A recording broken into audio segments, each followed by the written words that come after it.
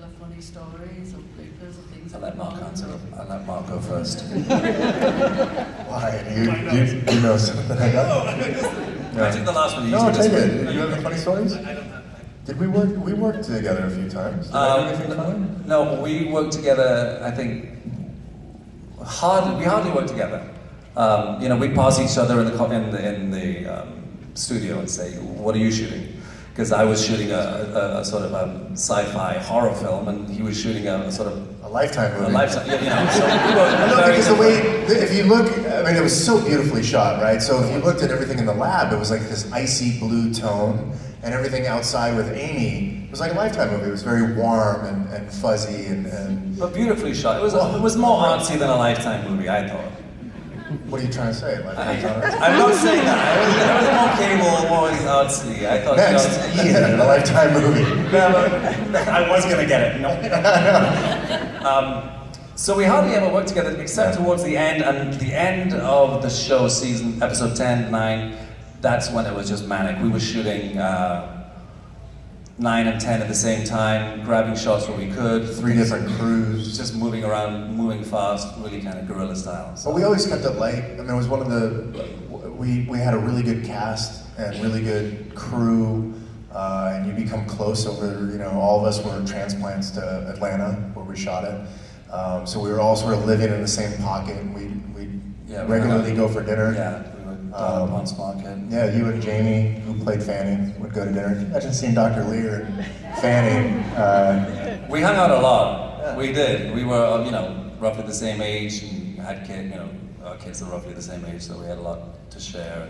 And we worked a lot together, so, you know, we'd run lines and stuff. And you have a kid on the set as well, so things are kept very light, and you try to keep, you know, everyone in good spirits. And we had a really good set.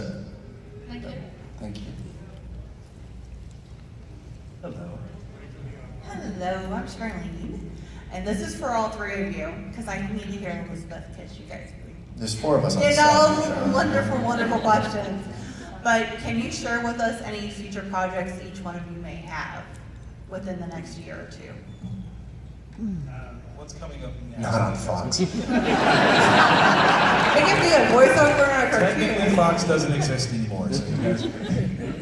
You know, these interviews, sometimes, these panels sometimes get printed. I just want to say, I wasn't laughing too hard at that. Just for the record. Go ahead, Liz.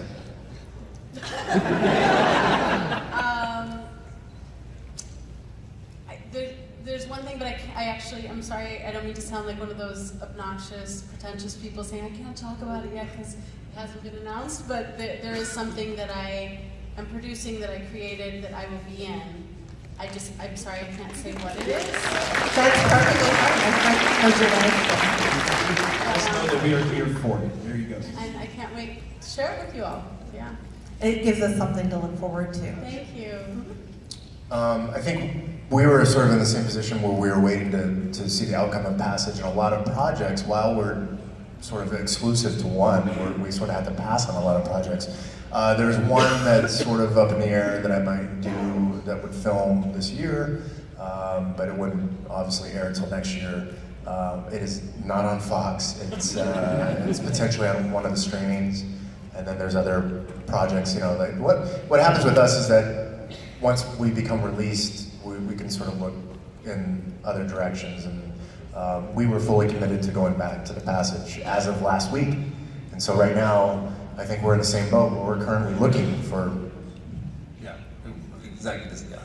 Although I am directing a little short film in Hawaii where I live, and something's just come up, a little sci-fi, which is pretty cool. Again, I don't want to sound sort of wanky, but I can't say much about it because I haven't signed it, but I probably will. But I'm looking forward to sharing that with you guys very soon. And just to share as a non-acting thing, for those of you who might not know, I'm seeing a lot of beautiful teen girl faces here. For 10 years, I've been facilitating self-esteem programs as a volunteer in middle schools and high schools. It's now a global thing that I do.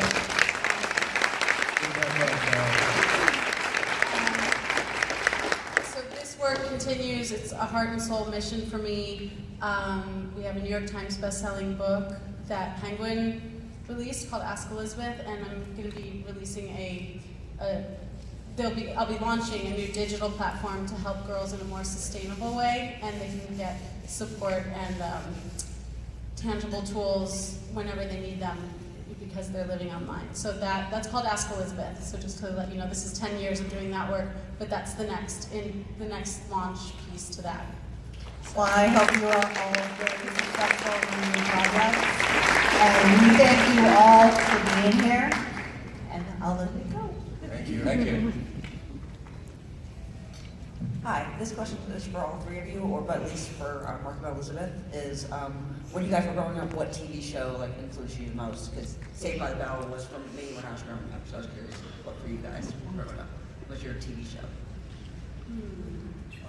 Oh, sorry, go. I remember loving Family Ties. It was something my brother and I Oh, watched yeah, together and yeah. loved. Oh, where are you going?